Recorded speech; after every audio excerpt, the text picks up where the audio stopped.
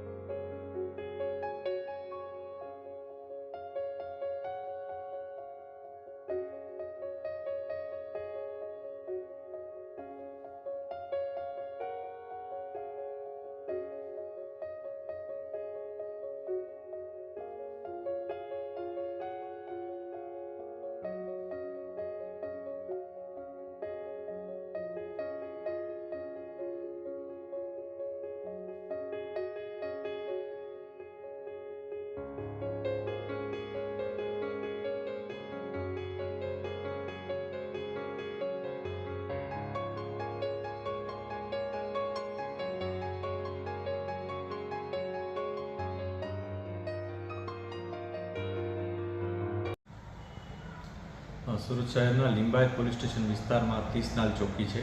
આ 30 નાલ ચોકી પાસે આજે એક હત્યાનો બનાવ બન્યો હતો। આ બનાવનો સમય લગભગ 6-6:30ની આસપાસનો છે, સાંજનો। ઘટનામાં એવું હતું કે એક વ્યક્તિ જેનું નામ અરબાઝ ઉર્ફે બાંદ્રા ખાન કરીને છે, એને મોબાઈલની પૈસા બાબતે એક વ્યક્તિ સાથે ઝઘડો થયો હતો, જેમાં જે આરોપી છે, સસ્પેક્ટ છે અત્યારે, એનું નામ છે મોહમ્મદ અનવર શેખ।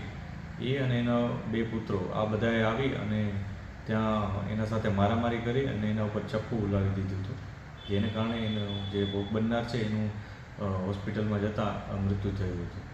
આ બાબતને લઈ પોલીસે અત્યારે FIR નોંધવાની શરૂઆત કરી દીધી છે અને સાથે સાથે જે સસ્પેક્ટ આરોપીઓ છે એમને રાઉન્ડ અપ કરેલા છે। આગળની જે પણ કાર્યવાહી છે એ શરૂ કરવામાં આવી છે। આ ઘટનામાં જે વિક્ટીમ છે એ આરોપીઓ છે એમનો વચ્ચે ખરેખર શું ઇસ્યુ હતો એની પણ તપાસ ચાલુ છે। હાલ ફરિયાદ નોંધી અને આગળની કાર્યવાહી શરૂ કરવામાં આવી છે। જે બોડી છે એને પણ પોસ્ટમોર્ટમ માટે મોકલવામાં આવશે અને જે પણ મેડિકલ એવિડન્સ મળશે એ મુજબ કાર્યવાહી કરવામાં આવશે।